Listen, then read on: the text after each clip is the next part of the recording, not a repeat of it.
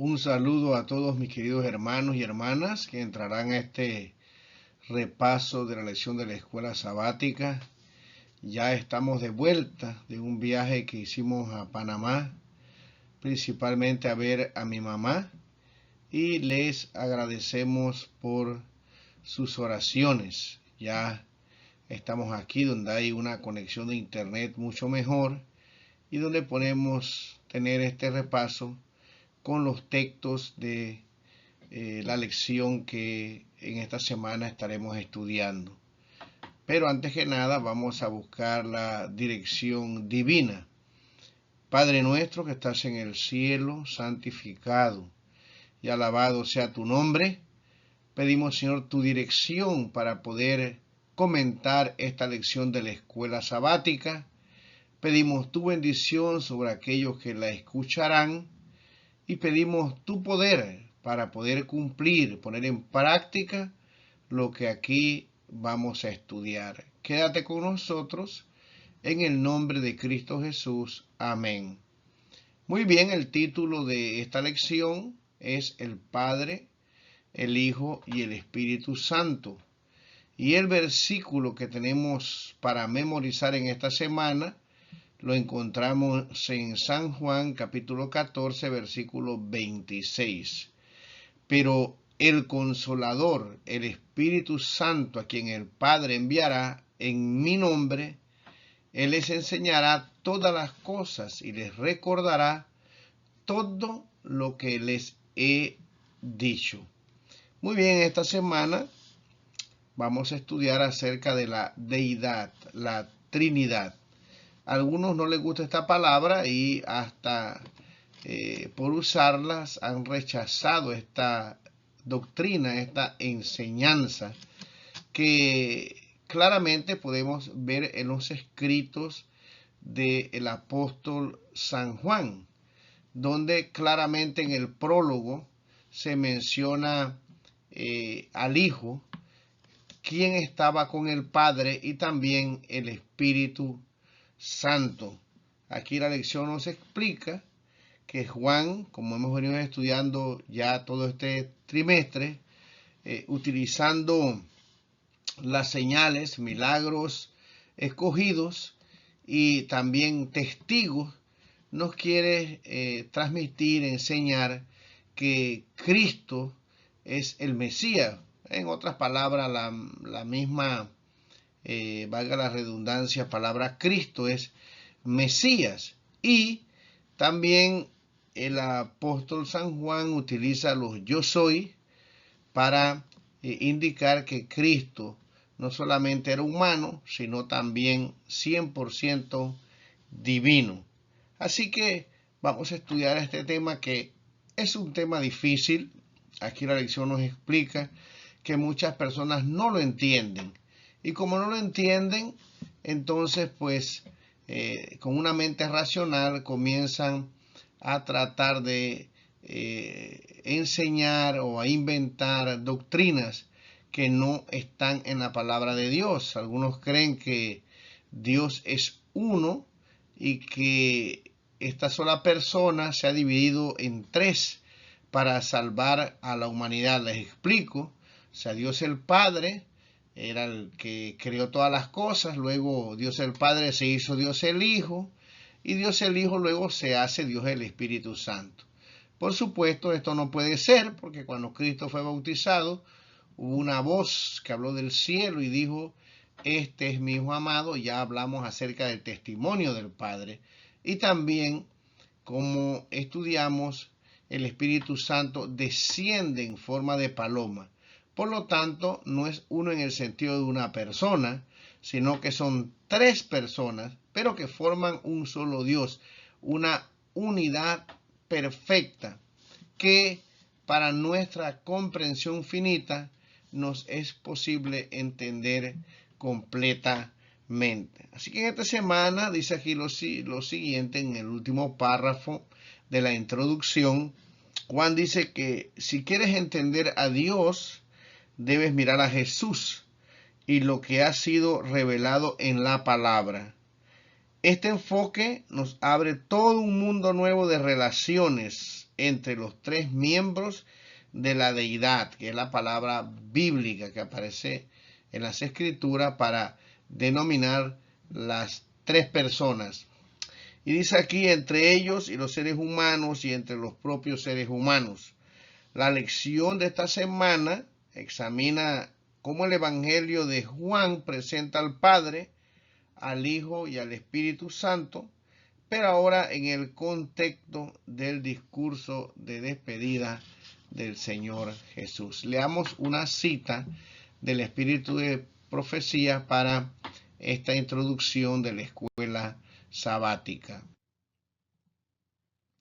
Dice en el Evangelismo, la página 446, lo siguiente: el Consolador que Cristo prometió enviar después de ascender al cielo es el Espíritu en toda la plenitud de la divinidad, poniendo de manifiesto el poder de la gracia divina a todos los que reciben a Cristo y creen en Él como un Salvador personal.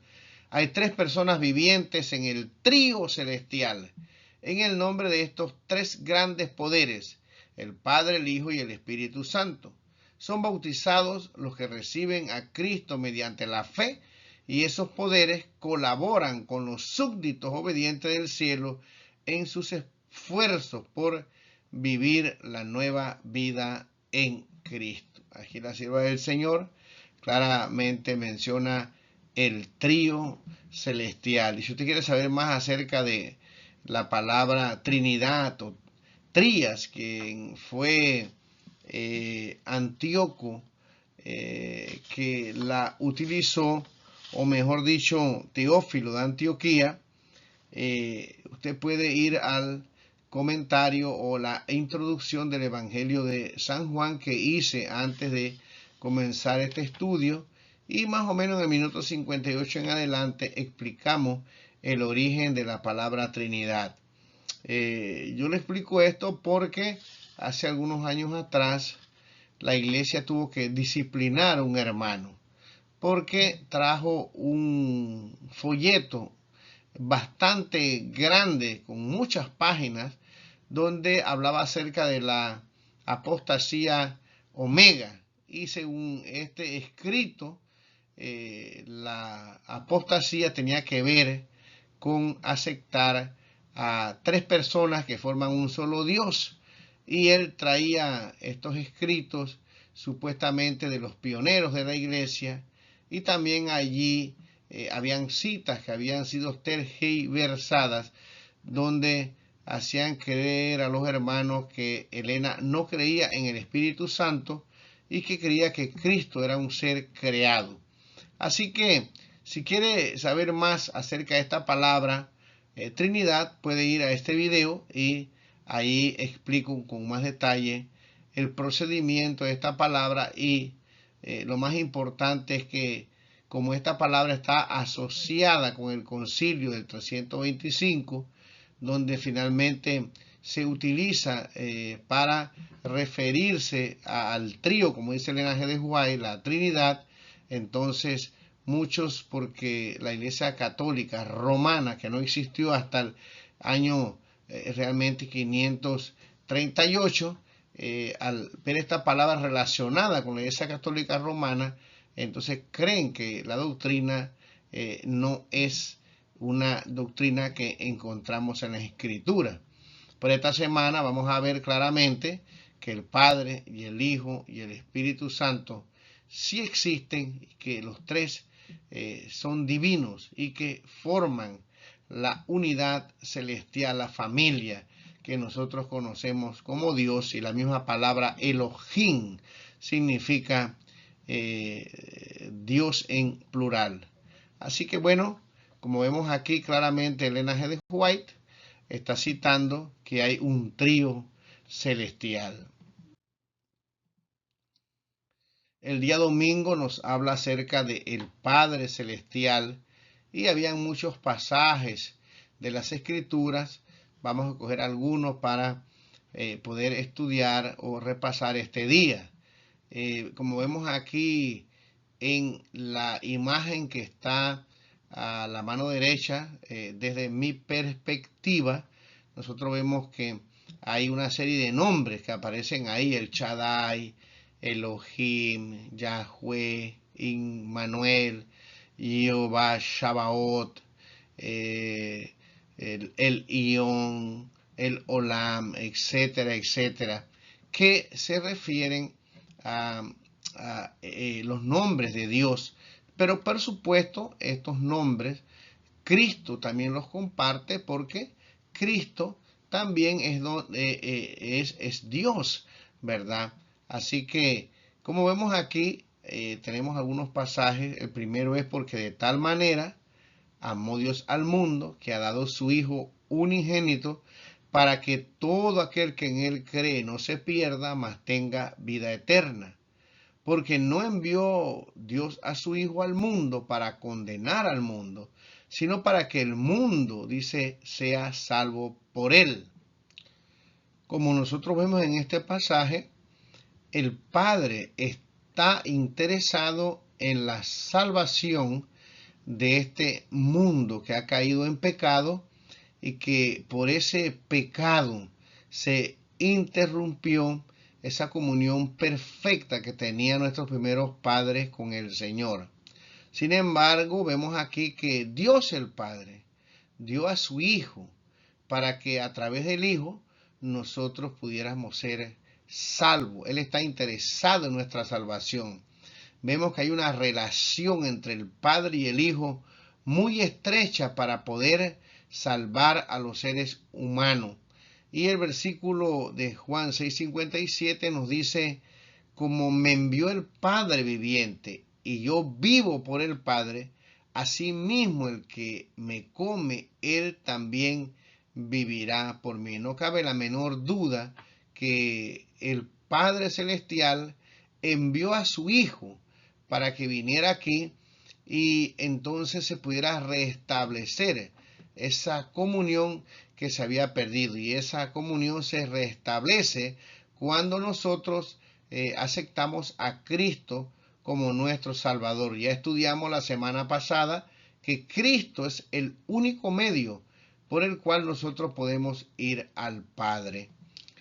Y habían otros pasajes más donde nos enseñaba cómo el Padre le va a dar el juicio al Hijo, cómo el Padre envía a Cristo, y en una forma, digamos, análoga, nos enseña que Cristo era el pan de vida que el Señor había mandado. Y vemos entonces que esta estrecha relación entre el Padre y el Hijo son una promesa que tenemos de que el cielo está interesado para que nosotros podamos ser salvos y vivir con Él por la eternidad. El día lunes tiene como título Jesús y el Padre. Y también hay una serie de pasajes que nos da la lección. Vamos a leer algunos de ellos. Dice aquí: entonces fueron abiertos los ojos de ambos y conocieron que estaban desnudos. Entonces cosieron hojas de higuera y se hicieron delantales. Y oyeron la voz de Jehová Dios que se paseaba en el huerto al aire del día. Y el hombre y su mujer se escondieron de la presencia de Jehová Dios entre los árboles del huerto. Mas Jehová Dios llamó al hombre y le dijo: ¿dónde estás tú? Como vemos aquí, nuestros primeros padres fueron creados perfectos, pero ellos decidieron desobedecer la palabra del Señor. Por lo tanto, cayeron en pecado. Al desobedecer, esa comunión que tenían directa con el Padre quedó interrumpida. Ahora ya no podían ver a Dios cara a cara. Y entonces entra este plan de salvación, donde después que Dios llama al hombre, es la iniciativa del Señor en buscarlos a ellos. Si usted lee bien las Escrituras, nunca fue Adán quien pecó y desobedeció, quien busca a Dios, sino que Dios viene a buscarlo a pesar de que habían desobedecido, para ayudarlo, para darle las buenas nuevas que a pesar de que voluntariamente Adán había desobedecido, Dios tenía un plan para salvarlo a él y también para salvarlo a nosotros. para restablecer esa comunión que ahora había sido interrumpida por el pecado, y que ese plan era a través de aceptar su Hijo, quien iba a venir a tomar el lugar en la cruz del Calvario por Adán y por todos los pecadores. Aquellos que acepten a Cristo tendrán la vida eterna. Ahora, como estudiamos en el prólogo de San Juan, Cristo era el Creador. Cristo era el Hijo de Dios que estaba desde el principio con el Padre. Sin Cristo nada de lo que existe, ya estudiamos, existiera. Y Él que creó las cosas, que era divino, vino a esta tierra a hacerse humano y tomar nuestro lugar, nuestra garantía. Y Juan escribe este evangelio para enseñarnos esto. Nuestra garantía de salvación es que el que pagó la deuda no fue un ángel, no fue un ser creado, sino el Creador. Aquí hay una declaración de los ateos. Dice: en el contexto del cosmos, un ateo escribió: en nuestra oscuridad, en toda esta inmensidad, no hay ningún indicio que venga ayuda de otra parte para salvarnos de nosotros mismos. Y dice aquí: ¿qué enseñanza bíblica demuestra lo erróneo de esa aseveración? Una aseveración muy triste, un postulado racional, donde este ateo declara que no hay esperanza. Y si esto fuera verdad, tal vez las cosas que están sucediendo, este mundo que se ha convertido en un lazareto de guerras por todas partes, hambre, donde yo voy, mis queridos hermanos, solo es queja. Las personas sufren, personas, hijos que mueren, padres, hay desunión en la familia, divorcio a diestra y siniestra, crímenes. Realmente no hay lugar donde una persona vaya. Aún dentro de nuestra misma iglesia hay tanto sufrimiento, que si este postulado, esta declaración, esta todo fuera verdad, nuestra existencia sería la más miserable que pudiera existir, valga la redundancia. Sin embargo, gracias al Señor, nosotros sí tenemos esperanza. Hay pruebas arqueológicas, históricas, de que el Señor vino y que si creemos en Él y lo aceptamos, tenemos la esperanza de un mundo mejor, y no, como este ateo dice, un mundo de oscuridad donde nadie puede salvarnos de nosotros mismos, y es que nosotros somos malos. Sin embargo, si nos entregamos al Señor Jesús, y como veremos la obra del Espíritu Santo, tenemos esperanza no solo de un cielo real y eterno, sino de que aquí en la tierra tú y yo podemos también tener un carácter que sea semejante al de Cristo Jesús, no por nuestros propios medios, pero por la provisión que Él hizo, el Hijo de Dios. Y aquí hay otro pasaje donde el Señor dice: voy al Padre, yo y el Padre uno somos. Entonces Tomás respondió y le dijo: Señor mío y Dios mío.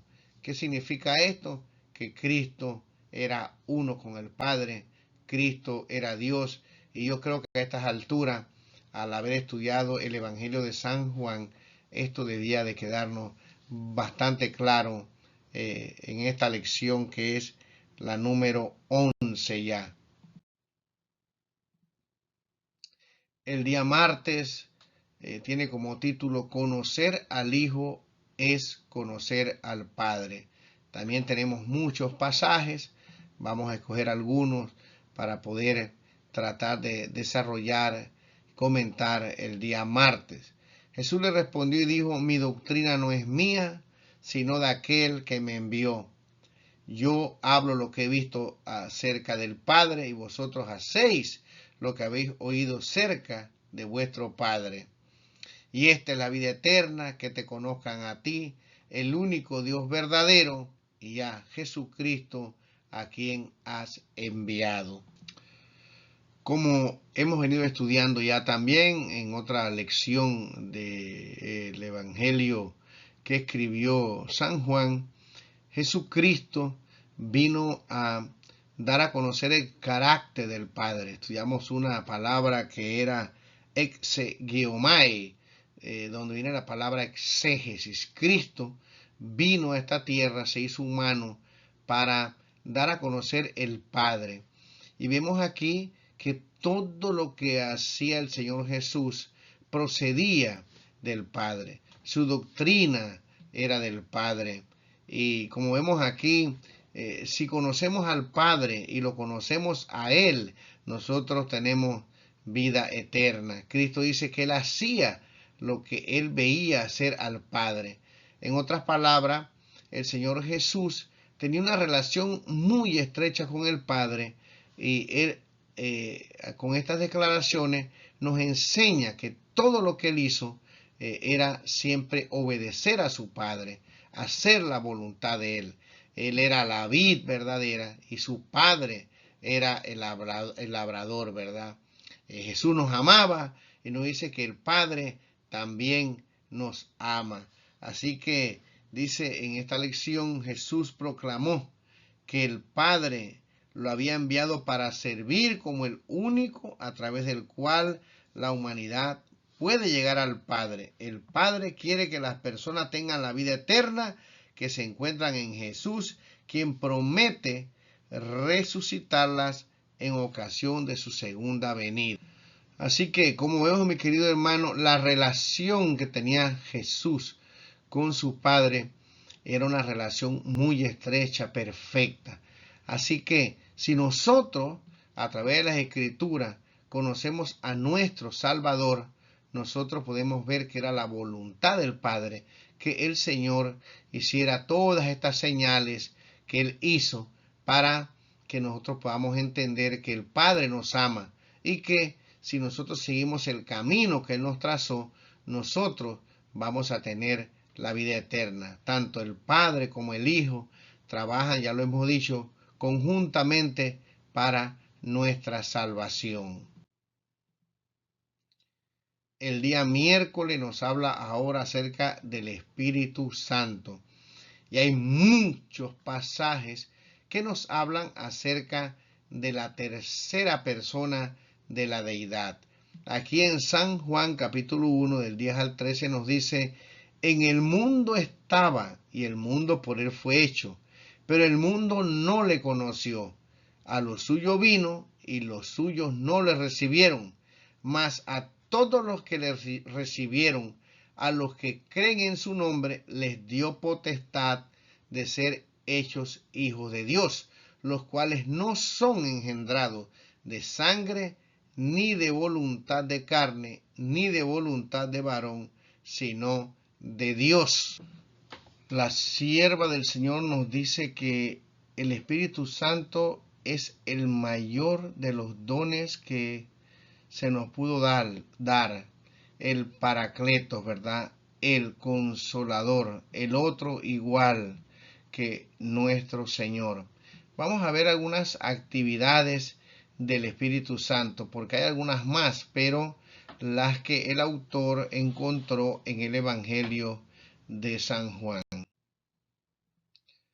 Muy bien, veamos estas actividades. Vemos en San Juan 3, 5 al 8, por favor, busque los pasajes y léalos, están en la lección de la escuela sabática. Aquí se nos enseña que el Espíritu Santo es el que obra en nosotros un nuevo nacimiento, un nacimiento espiritual. Solo Él puede obrar en nosotros este milagro. San Juan 6, 63 nos dice que el Espíritu Santo es el que nos da a nosotros vida.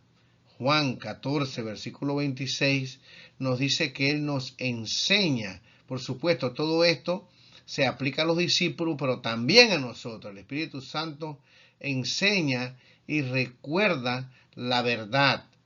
Juan 15, 26 nos dice que Él da testimonio de Cristo Jesús. Juan 16, 7 al 11 nos dice que nos convence de pecado, de justicia y de juicio. Si esto no lo obrara el Espíritu Santo, nosotros no tendríamos la oportunidad de poder entender la palabra del Señor.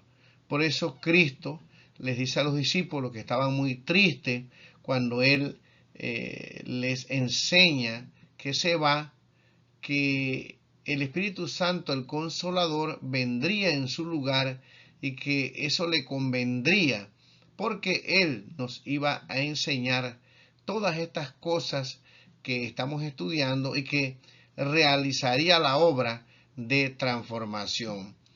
Muchas veces nos preguntamos cómo es que nosotros llegamos a ser hijos de Dios, cómo es que nosotros creemos en su palabra. Esto es el milagro, porque el Espíritu Santo es el maestro eficaz de la verdad divina. El mayor don, como ya dijimos, es el don del Espíritu Santo, quien es el que se encarga, mis queridos hermanos, de transformar los corazones. No somos nosotros, es el Espíritu del Señor. Y hay otras actividades más, Él intercede, Él gime, dice, convirtiendo esas oraciones que hacemos ante el Padre, intercede.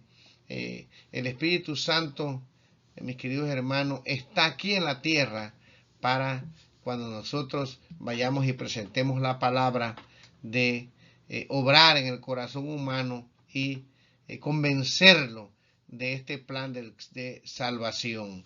Tanto el Padre como el Hijo como el Espíritu Santo, la deidad, trabajan en favor de nosotros para la salvación. Vamos a leer una cita que está en el Espíritu de Profecía, en Hechos de los Apóstoles, la página número 42. La naturaleza del Espíritu Santo es un misterio. Los hombres no pueden explicarla, porque el Señor no se la ha revelado.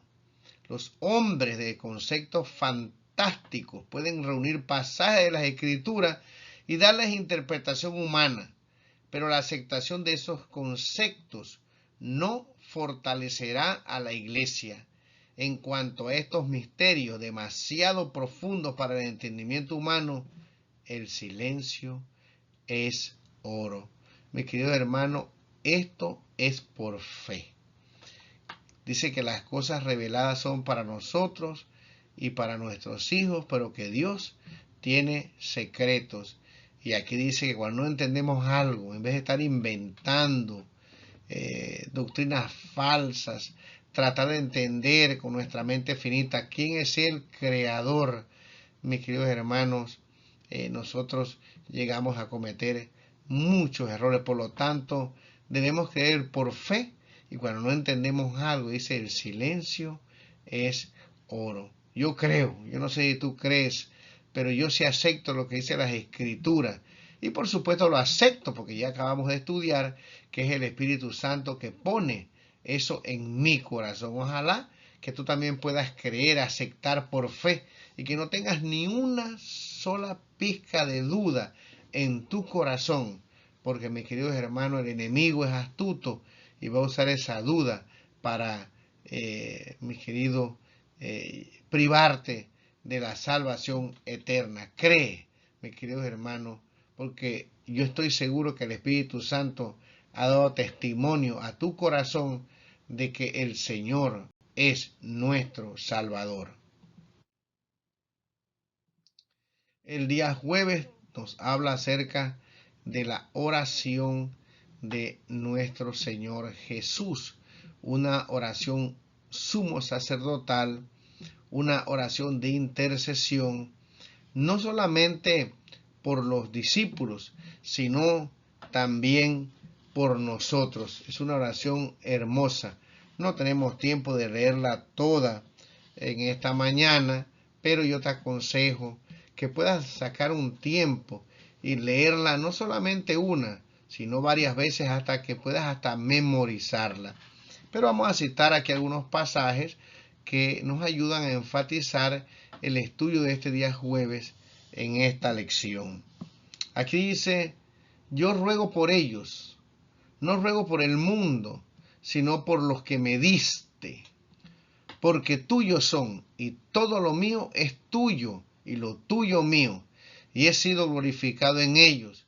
Y ya no estoy en el mundo, mas estos están en el mundo. Y yo voy a ti, Padre Santo, a los que me has dado. Guárdalos en tu nombre, para que sean uno, así como nosotros. Vemos aquí que el Señor Jesús ora por sus discípulos. Él suplica para que sean guardados del mal, para que sean santificados en la verdad que es la palabra del Señor. Él ora por la unidad de esos discípulos porque en esa unidad que ellos tienen pueden ver el poder de Dios. Él ora porque puedan entender el amor del Padre y que realmente puedan conducirse como herederos de la patria celestial. Pero el versículo 20 no solamente dice que él oró por los discípulos, nos da alegría. Puede leer este pasaje de que también en esa oración del capítulo 17 de San Juan estás tú y también estoy yo. Aquí dice, mas no ruego solamente por estos, sino también por los que han de creer en mí, por la palabra de ellos, y a través de los siglos. Esta palabra de los discípulos pasaron a los padres de la iglesia, a otros discípulos, y ha llegado a nuestros tiempos. Cristo oró por nosotros y dice, para que todos sean uno, como tú, oh Padre, en mí, y yo en ti, que también ellos sean uno en nosotros, para que el mundo crea que tú me enviaste. El poder, mi querido hermano, de Dios se manifiesta cuando las iglesias se unen en Cristo Jesús. Dice, la gloria que me diste, yo les he dado para que sean uno, así como nosotros somos uno. ¿Cómo debemos de orar nosotros, mi querido hermano, para que esta oración de Cristo se cumpla y que realmente nosotros podamos ser un pueblo unido? Hoy realmente podemos ver que en la iglesia hay mucha división por todas partes, muchas teorías nuevas, muchos conceptos nuevos, estamos desunidos, pensamos diferente, pero Cristo oró y aquellos que se unan a Cristo Jesús formarán ese remanente, ese pueblo unido, creerán en su palabra, serán santificados por ella y tendrán una comunión tan estrecha con Jesús que reflejarán la gloria del Padre Celestial. Dios derramará su Espíritu Santo sobre aquellos que estén junto con el Señor orando. Cristo intercede por nosotros y esto se cumplirá, mis queridos hermanos. Aquellos que amen al Señor serán un solo pueblo, unido aquí en la tierra, pero también con una relación estrecha con el Señor, llegarán a ser uno con la deidad y harán así como Cristo la voluntad de su Padre, lo obedecerán, guardarán su palabra, está escrito en la palabra del Señor. Los que tienen el testimonio de Jesús y guardan los mandamientos del Señor. Aquí la lección en un párrafo dice algo que creo que es muy interesante. Dice, muchos leen Juan 17 en el sentido de que lo único que importa es la unidad y el amor. Sin duda, el propósito de Dios es restaurarnos a una relación personal con Él y con todas las personas. Pero una lectura más atenta sugiere una conexión mucho más vital entre el amor y la verdad. Amar al Señor, estar unidos, es amar la verdad. Y esa verdad es su palabra. Esa palabra nos enseña que el Padre y el Hijo y el Espíritu Santo trabajan para que nosotros podamos ser salvos.